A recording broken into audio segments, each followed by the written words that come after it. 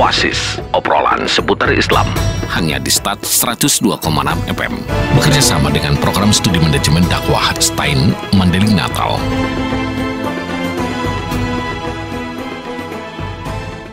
Terus 2,6 FM Satsresi, suara satu kata penuh makna pasti selalu di hati. Kembali mengudara dari Studio 1 Lantai 2 Gedung Sat FM di Jalan Naim di Lama Panyabungan.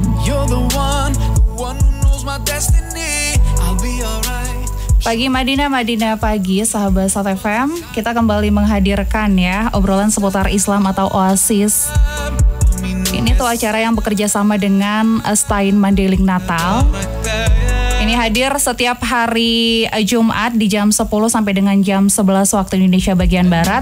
Dan kamu juga bisa dengerin kita via streaming di www.startfmpadida.com dan www.startnews.co.id. Selamat siang sahabat Start FM, pagi jelang siang maksudnya.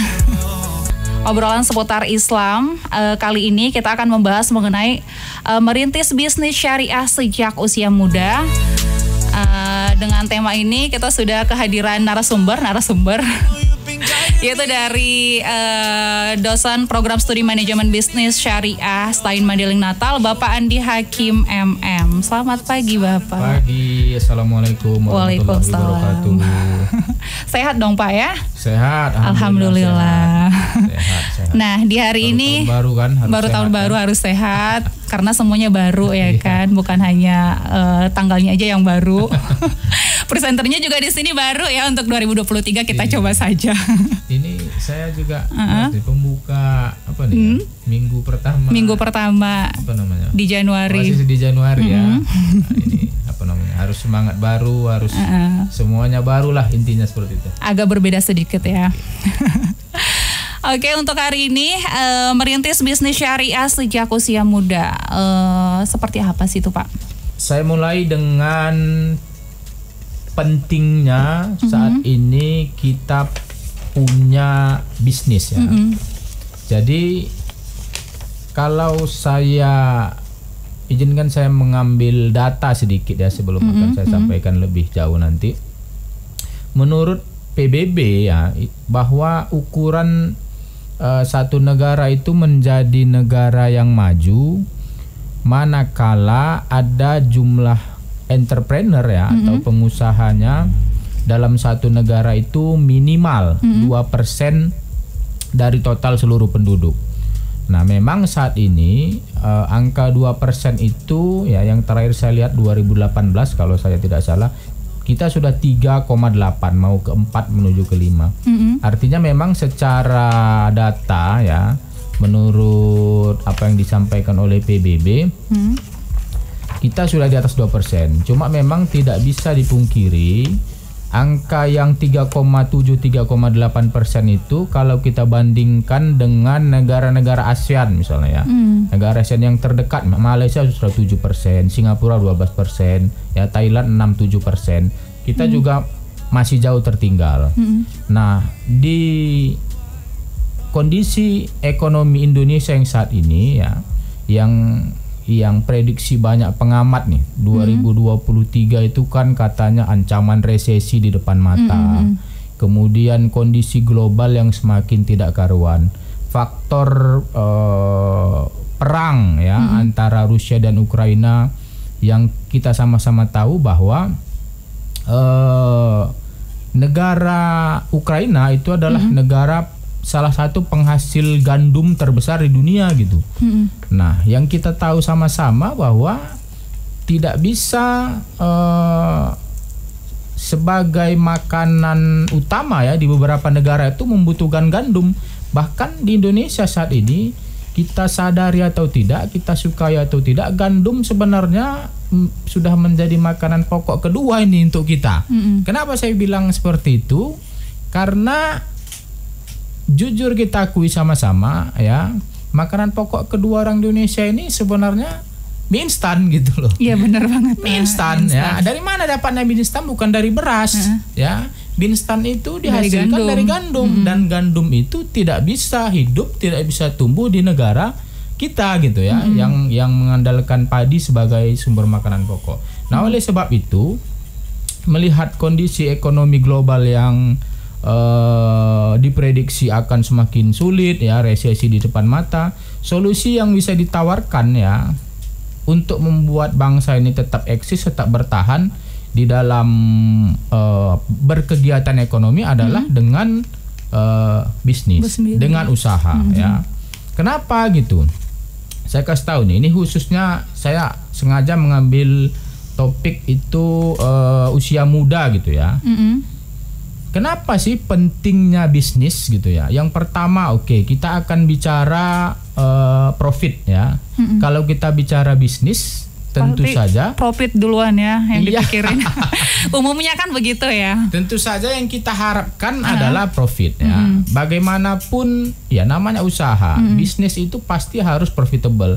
Bagaimanapun harus keuntungan itu yang menjadi alasan utama. Walaupun banyak selain keuntungannya, kita akan bicara nanti etika, kita akan bicara moral ya. Jadi tidak hanya bisnis melulu mencari keuntungan sebanyak-banyak, tapi di sisi lain juga harus punya moral etik yang baik.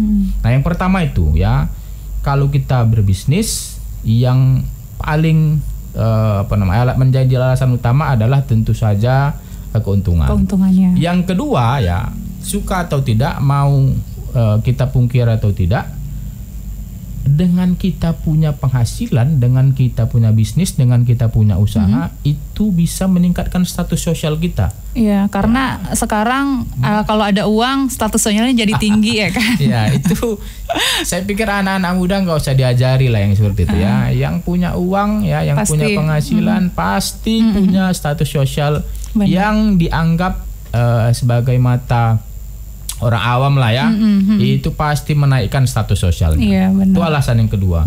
Kemudian yang ketiga, kalau kita punya bisnis, itu akan meningkatkan rasa percaya diri kita. Tentu saja ya. Kenapa saya bilang meningkatkan rasa percaya diri kita? Ya, kita punya uang, kita tidak tergantung dengan, tidak terikat dengan waktu, tidak tergantung dengan hal-hal lain ya. Jadi memang I am the boss, kira-kira gitulah. Saya bosnya kan, tidak diatur-atur ya.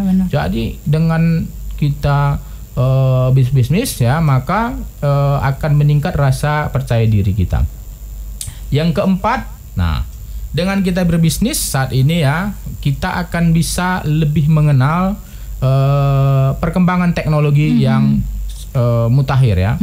Suka atau tidak suka ya, saat ini bisnis memang mutlak harus dikelola dengan nuansa digital budget, ya. Digital gadget maksudnya ya. Gadget, e-commerce dan segala macam ya. Bahkan kalau kita lihat ya, beberapa perusahaan startup itu ya, itu kan ada yang kelas unicorn katanya kan, sudah billion dollar bukan rupiah ya, yang kelasnya itu sudah high level di atas.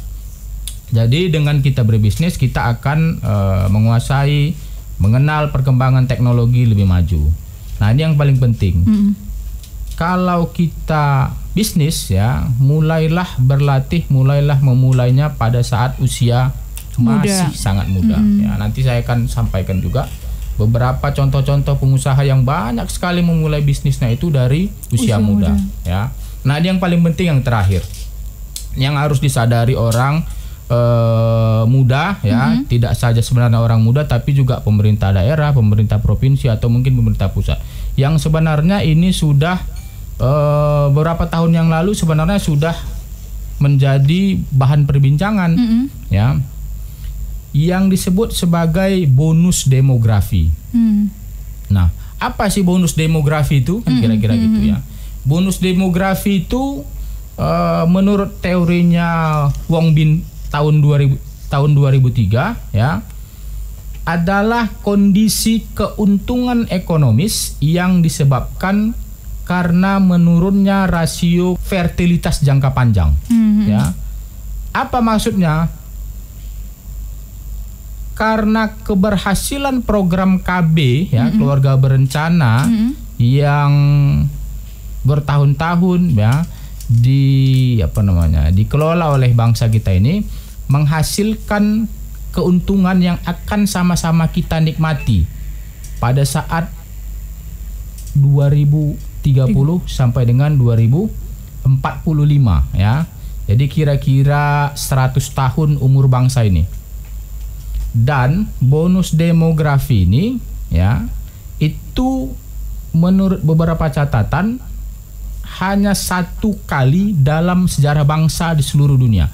Artinya ya, ini momen nih yang tidak akan pernah terulang lagi dalam sejarah bangsa. Kenapa saya sampaikan seperti itu gitu ya? Terjadi peningkatan jumlah usia produktif antara 15 sampai 65 tahun. Artinya apa? Ya, karena angka kelahirannya sedikit, angka kematiannya sedikit, apa yang terjadi kira-kira? Maka usia orang yang bekerja, usia orang yang produktif antara 15 sampai 65 tahun berada pada puncaknya antara tahun 2030 sampai dengan 2045. Ya. Nah, cuma begini ya, dengan meningkatnya jumlah usia produktif tadi, kita punya 2 tantangan besar nih. Apakah kita mampu memanfaatkan bonus demografi ini secara baik atau tidak? Banyak negara-negara ya, Korea Selatan misalnya ya, benar-benar memanfaatkan bonus demografi ini dengan menyiapkan SDM mereka. Sampai saat ini mereka menjadi negara maju ya, salah satu negara paling maju di dunia ya. Siapa sih yang nggak kenal Samsung sekarang? Ya, mungkin kita dulu cemooh ya, buatan Korea. Sekarang siapa nggak kenal Hyundai misalnya? Ya, itu kan buatan Korea.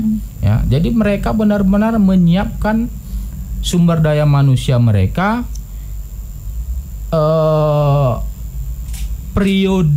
Jadi pada saat periode bonus demografi tersebut, sumber daya manusia sudah siap pakai, sudah siap sedia. Nah, kita nih masih ini 2022 ya, 2023 maaf ya. Berarti ada lebih kurang 10 ke 15 tahun. Ya. Jadi 2045 ini kalau mahasiswa saya misalnya di kampus saat ini mereka umur 20-an. 2045 kira-kira mereka umur 35. Nah, mereka yang akan menikmati itu. Persoalannya apakah kita siap enggak? Ini bonus loh di depan mata. Jangan sampai bonus demografi yang kita dapatkan nanti 2030 sampai dengan 2045 itu jadi sia-sia. Tidak termanfaatkan. Kenapa mubazir? Kenapa sia-sia?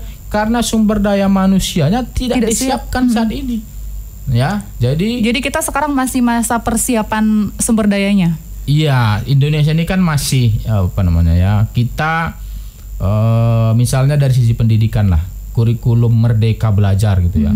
Itu kan bagian sebenarnya untuk mempersiapkan sumber daya manusia kita menuju bonus demografi itu.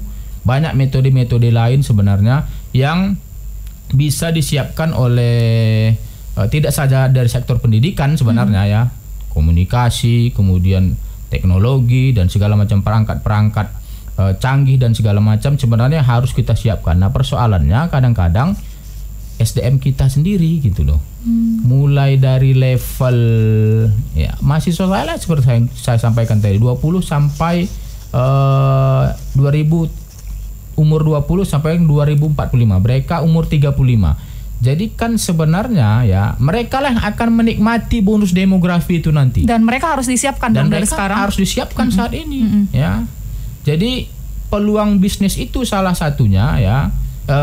Mengapa kita harus berbisnis tadi ya, salah satunya itu kita harus siap nih bonus demografi di depan mata. Kita harus kuasai teknologi, literaturnya harus bagus dan itu tadi. Ya. Berarti intinya yang harus disampaikan itu bonus demografinya dulu nih. Iya. Bonusnya nih gini yang bakalan kalian terima nanti. Benar. Makanya kalian harus disiapkan sedari sekarang gitu. Kalian harus siap. Sedari usia muda ya. Karena banyak sekali orang yang memulai. Kalau di kampus ya, saya selalu sampaikan tuh ke mahasiswa, ayo dong mulai sekarang bikin bisnis kecil-kecilan. Dan mereka mulai usaha, banyak yang jual salad, jual macam-macam iya, benar yang itu. Yang unik-unik dan segala macam. Ya memang harus dimulai seperti itu. Paling tidak gini. Ini pada saat mereka mahasiswa ya, nggak bayar uang kuliah lagi lewat orang tua. UKT-nya, SPP-nya mereka sendiri yang bayar. Itu kan membantu sekali. Nah, bayangkan misalnya ya, ini bayangkan ada satu tempat di Panjabungan ini ya, kita bicara real kenyataan lah. Ada satu toko yang buat roti X misalnya gitu. Satu toko itu bisa 10 orang yang kerja, 2 shift, 5 orang. Itu uang nggak? Uang dong. Uang. Yang kerja dapat penghasilan nggak? Dapat. Kalau dia dapat penghasilan, dia bisa memenuhi hidupnya nggak? Bisa. Dia bisa nabung nggak? Bisa. Bisa investasi nggak? Nah, jadi roda ekonominya bergerak di situ. Nah, jadi yang kita butuhkan memang saat ini bagi kemajuan bangsa ya, salah satunya untuk menyiapkan SDM kita menyongsong bonus demografi ini adalah dengan memulai bisnis sejak usia muda, seperti itu. Saya juga banyak menemukan mahasiswa STAIM yang berjualan, yang kerja, karena di tetangga-tetangga kita juga banyak mahasiswa STAIM gitu. Jadi mereka tuh buat makanan untuk dijual. Ada juga yang rela ngejingjing makanan ke rumah-rumah. Benar. Jadi mereka udah diajarin ya. Diajarin berbisnis. Tinggal bagaimana produk yang mereka hasilkan itu punya nilai lebih, punya keunikan tersendiri. Ini contoh realnya. Di Kecamatan Bukit Malintang ya, yang buat batu bata itu kalau nggak salah. Iya. Jambur tuh. Coba kita benchmarking ya. Kebetulan saya S1 saya di Jawa ya, di Yogyakarta. Ada satu daerah namanya Kasongan. Kasongan itu sama seperti Bukit Malintang itu. Ya, Bukit Malintangnya buat batu mata, Kasongannya enggak. Mereka buat gerabah dari tanah liat yang dibentuk, bisa bentuk macam-macam lah, bentuk burung merpati, bentuk candi, bentuk kuali dan segala macam, yang punya nilai atau values lebih tinggi daripada produk batu bata itu. Jadi bisa diolah kan. Produknya sama-sama dihasilkan dari tanah, tapi nilai jualnya berbeda. Bisa nggak dipahami kira-kira? Bisa. Seperti itu. Batu bata, mohon maaf, sekarang berapa sih satu biji? 500 ya, 1000 lah kita bikin per buah. Mereka bikin satu bahan baku yang sama dengan berat mungkin yang sama, tapi punya nilai jual yang lebih tinggi. Ya, siapa yang beli? Orang bule, orang luar negeri, mereka ekspor keluar. Kenapa? Karena mereka suka art kan. Orang barat itu kan biasa senang dengan seni, punya nilai jual yang tinggi gitu. Jadi ada satu mahasiswa saya juga itu, kebetulan orang tuanya buka usaha itu di Bukit Malintang, bikin batu bata. Coba kamu benchmarking, kamu pergi lihat bagaimana cara membuatnya supaya dia punya nilai tambah. Tidak hanya membuat batu mata, membuat batu bata, tapi coba hasilkan yang lain, yang unik ya. Kemudian coba sekali-sekali nih, contoh real ya, bisa nggak dia bikin tanah liat misalnya wajah siapa sih, Ariel Noah misalnya, kira-kira gitu kan. Punya nilai tambah nggak? Punya nilai tambah gitu loh. Sama nggak harganya? Udah pasti berbeda. Kenapa? Karena satu bentuknya biasa, nilainya rendah, satu lagi punya nilai karya seni yang tinggi. Padahal dihasilkan atau dibuat dari tanah liat, dari tanah yang sama. Nah, kira-kira seperti itu. Jadi harus bervariasi ya, jangan stagnan di situ-situ aja gitu, harus ada perkembangan. Iya, jangan di situ-situ aja ya. Betul. Jadi gitu ya sahabat Stat FM, kita harus berbisnis nih sejak usia muda, karena nggak hanya penghasilannya aja, kita juga bisa meningkatkan status sosial, bisa percaya diri juga, terus perkembangan teknologinya juga bisa kita kuasai ya. Dan nanti kita akan membahas mengenai kenapa sih kita alasannya untuk berbisnis sejak usia muda setelah pesan-pesan berikut ini. Tetap di Oasis, obrolan seputar Islami. Music on the Paradise Island.